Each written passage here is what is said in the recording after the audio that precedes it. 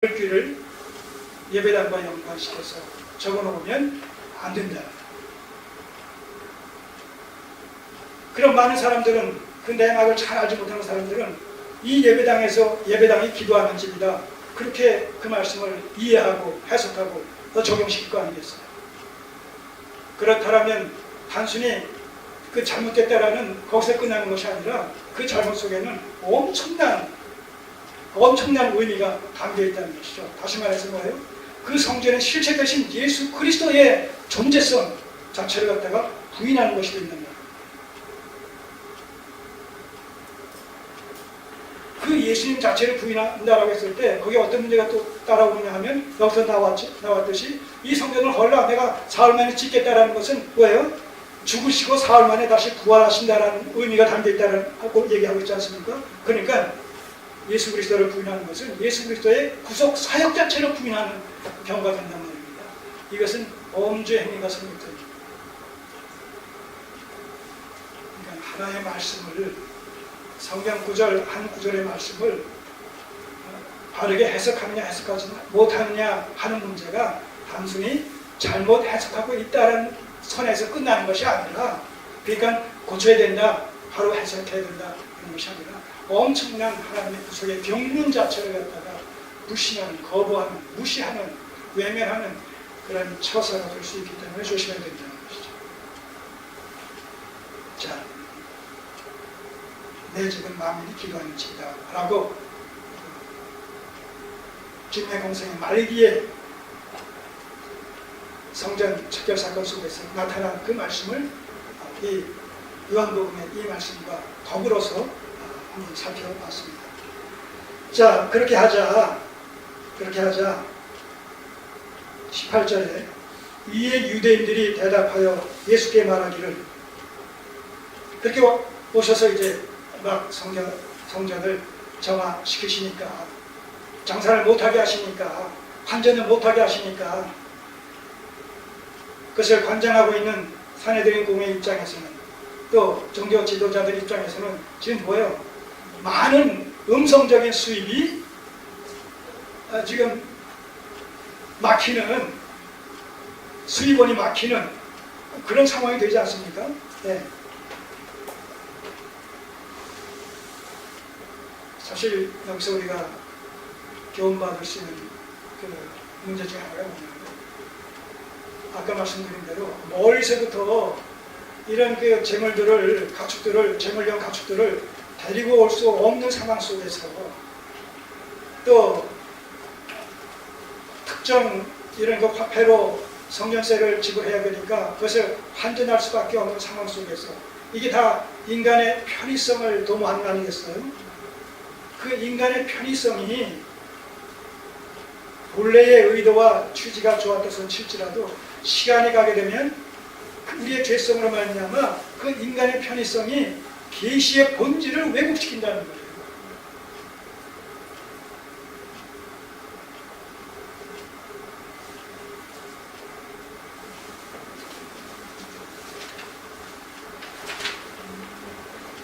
교회의 타락이라는 것이 다 그런 맥락 속에서 이루어진 겁니다. 그런 맥락 속에서. 현대교회 속에서 이 예배 형식의 어떤 변화, 예배 형식의 어떤 다양성이 요구되고 있어요. 교인들에 의해서 어떤 시대의 어떤 변화에 발맞추어서 좀 더 효율적이고 효과적인 예배를 통해서 그 예배의 목적을 극대화시켜야 되지 않겠느냐라는 맥락 속에서 예배의 방식을 계속 다양화시켜야 되는 이런 그 욕구가 강하게 분출되고 있단 말입니다. 그런 그 일환으로서 대두된 것이 뭐예요? 무슨 얘기예요? 네? 열린 예배. 그 열린 예배 속에서는 소위 월십 댄스라고 하는 그런 것이 들어오게 되고, 또 연극이 도입되게 되고,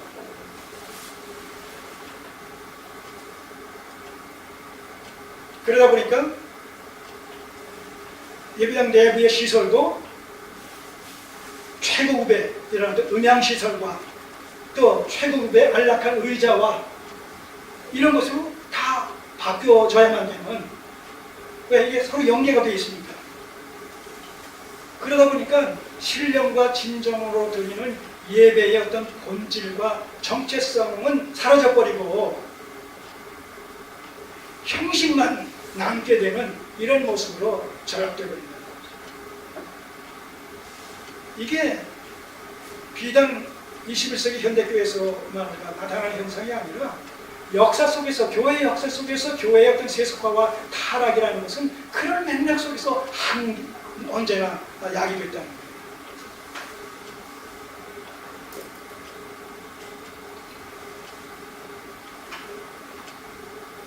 오늘날 예배 시간이 자꾸 줄어드는 그 경향성도 그런 그 맥락의 일환입니다. 사람들의 욕구를 자꾸 충족시켜 주다 보니까 본질은 자꾸 배제되는 거예요. 본질이 배제되는 거예요. 형식만 남는 거예요. 이사야서 1장에서는 바로 그런 부분들에 대해서 얼마나 하나님께서 통탄하십니까? 많은 제물을 드리고 여전히 이런 그 제사가 시행되어짐에도 불구하고 우리 주님께서는 제물에 배부르셨다는 거예요. 더 이상 그런 절기를 지키지 않았으면 좋겠다는 거예요. 마당만 밟고 가는 처사라는 거예요. 형식적인 신앙생활이라는 것은 하나님과 상관이 없는. 그럼에도 불구하고 인간 편에서는, 교인 편에서는 열심을 냈으니까, 많이 드렸으니까 그것이 신앙생활을 정상적으로 하는 것으로 크게 오해하고 있고 착각하고 있다는 것이죠. 인간의 편의성을 도모한다.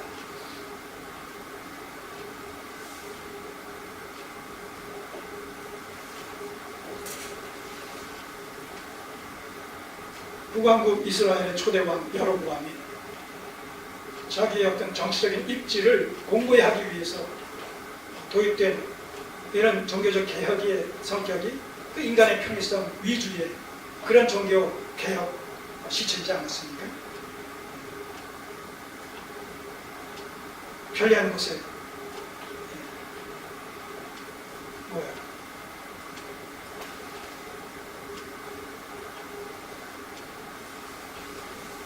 우상을 숭배하고 이런 산당을 지어놓고 베델보다 안에다 지어놓고 하나님을 대신하는 황금 송아지상을 만들어놓고 레위인이 아닌 보통 사람들을 갖다가 다 돈 받고 제사장을 직을 수행하게 하고, 그 다음에 절기도 제 날짜가 아닌 날짜 편리한 대로 그 지방에 맞게끔 날짜를 조정해서 절기 일자를 정해서 절기를 지키게 하는, 이게 다 뭐예요?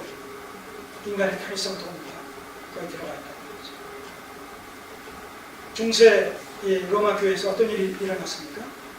성전을 지어야 되는데, 성당을 지어야 되는데 돈이 부족하니까 어떤 묘수를 갖다가 고안해냅니다.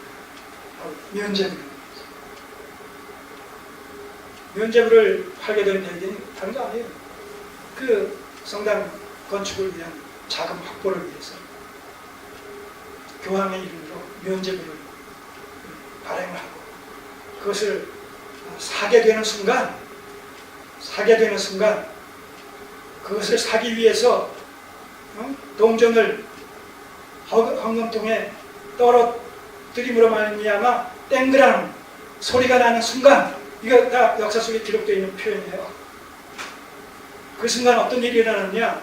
지옥에 가 있는, 불신자로서 지옥에 가 있는 살아있는 이 땅의 신자들의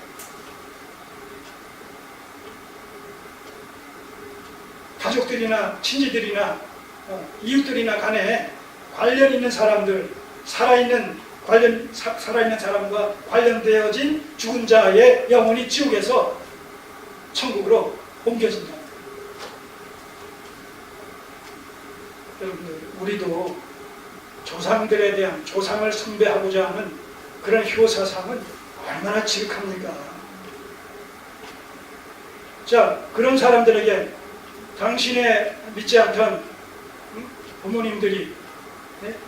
조상들이 이 헌금을 내게 되면 헌금을 내는 순간 지옥에서 천국으로 그 영혼이 옮겨집니다 하게 되면 돈 내겠어요, 안 내겠어요? 내게 돼 있단 말입니다. 내게 돼 있어요. 묘자리 잘못 쓰게 되면 그 후손들이 망한다, 뭐가 잘못된다, 이런 의식이 우리 안에 팽배되어 있잖아요. 그러니까 묘 관리 얼마나 지금 정성스럽게 효성스럽게 하고 있습니까? 다 이게 그런 맥락이에요. 인간의 심성, 저 밑바닥에 자리 잡고 있는 이런 종교성, 이것을 자극해서 돈벌이 수단 바꿔치는 것이죠. 자, 인간의 이 편의성을 도모하는 이 부분에 대해서 다시 한번 심각하게 생각해 볼 필요가 있습니다. 헌금을 많이 내면 그것이 믿음 좋은 성도의 하나의 표본이 된다는 이 땅에서 헌금을 많이 내면 그것이 하늘나라의 정립이 되어져서 하늘의 보화를 쌓는 셈이 된다는 것. 이게 다 성경을 자의적으로 해석한 결과죠.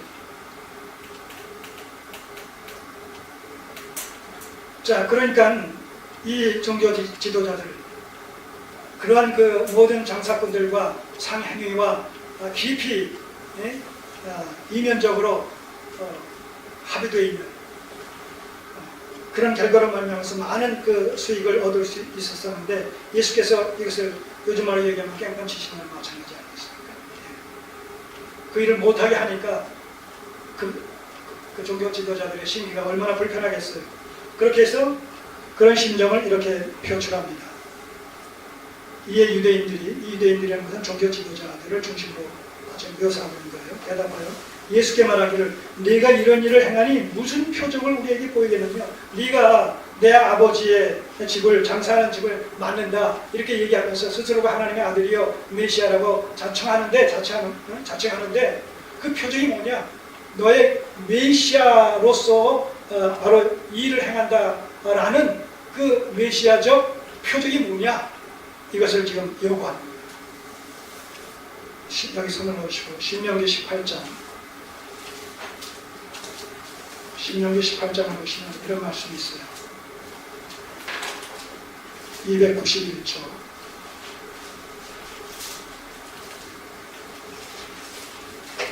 신명기 18장 22절에 마지막 절에,